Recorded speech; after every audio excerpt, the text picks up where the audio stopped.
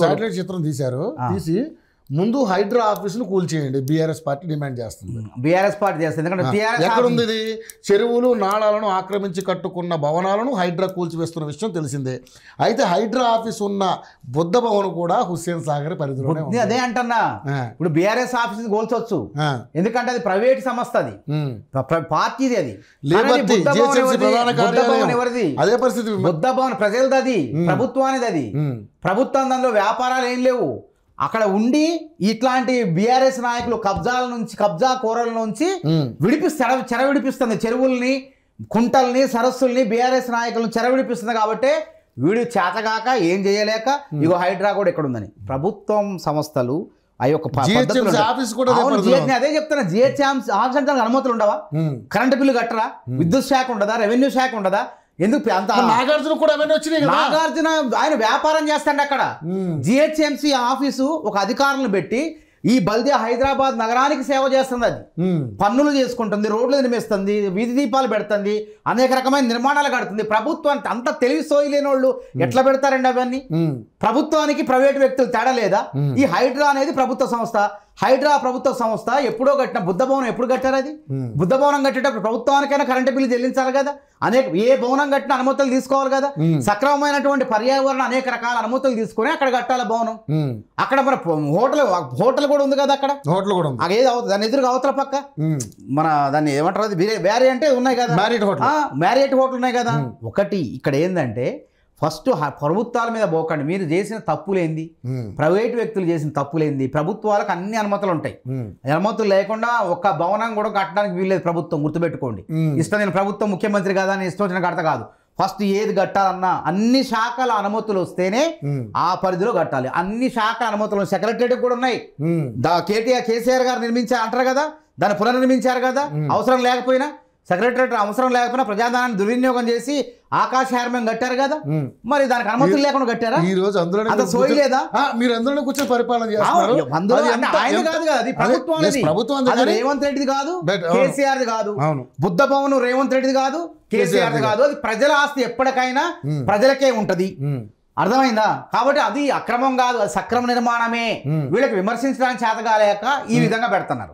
అంటే ప్రభుత్వానికి ఈ మాత్రం సోయి లేకుండా ఎట్లా మాట్లాడతారు? ప్రభుత్వానికి తెలవదా చెప్పండి?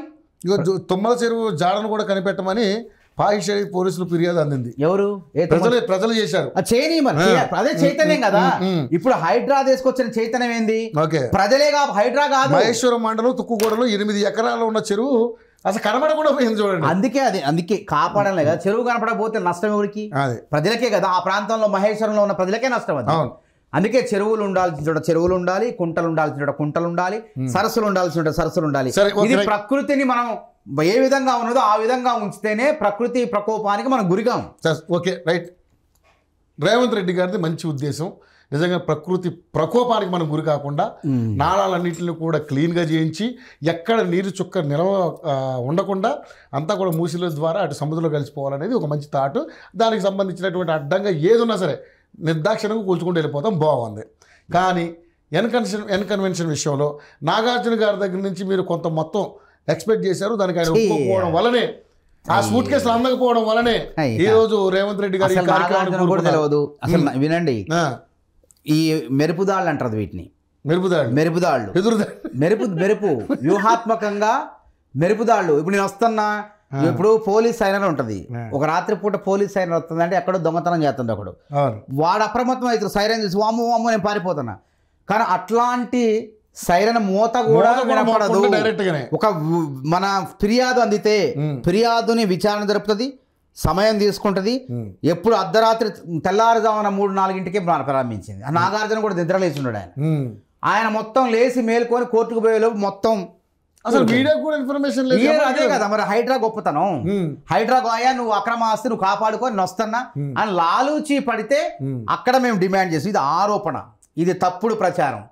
నాగార్జున తప్పు చేసాడు, దీన్ని ఈ విధంగా ప్రచారం చేసుకుంటే తగిన మూల్యం చెల్లించుకుంటాడు, ఇంకా డబ్బులు మొత్తం దాని మీద కానీ ఇంకా సంపాదించిన చాలా మంది నాగార్జున గారు చేసే దీని మీద విమర్శ అంటారు.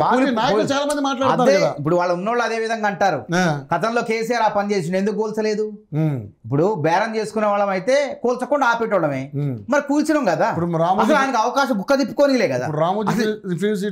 ఎక్కడ ఏదున్నా సరే ఫిర్యాదులు అంత హైడ్రా పరిధి ఎక్కడ దాకా ఇప్పటి వరకు 200 కిలోమీటర్ల పరిధి, ఇంకా పరిధి విస్తరిస్తే దీని పనే అది కదా. దీన్ని ఏం చెప్పినాం మనం, హైదరాబాద్ విపత్తులు అంటే వరదలు ముంపు గురి కాకుండా హైదరాబాదును కాపాడి, అదేవిధంగా ఆస్తులు, ప్రభుత్వ ఆస్తులు ఎక్కడ భవనాలు కానీ ఆస్తులు కానీ చెరువులు కానీ పార్కులు కానీ, అదేవిధంగా పరిరక్షణ వాటిని కాపాడటం, వాటిని పరిరక్షించుకోవటం ఈ సంస్థ బాధ్యత. అంటే కేసీఆర్ గారు ఫామ్ హౌస్ కూడా అవసరమైన చెరువులో ఉంటే అది ఏదైనా అండి రేవంత్ రెడ్డి గారితో అయిపోద్ది.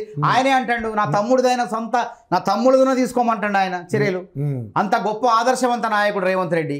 ఎంత మొండి ధైర్యం ఉంటే ఈ విధంగా మాట్లాడాలా? 16 సంవత్సరాల్లో ఉమ్మడి ఆంధ్రప్రదేశ్ లో ఏ ముఖ్యమంత్రి చేయనటువంటి సాహసోపేతమైన నిర్ణయాన్ని రేవంత్ రెడ్డి గారు తీసుకున్నారు. దాన్ని హైదరాబాద్ ప్రజలు ఆమోదిస్తున్నారు, అభినందిస్తున్నారు.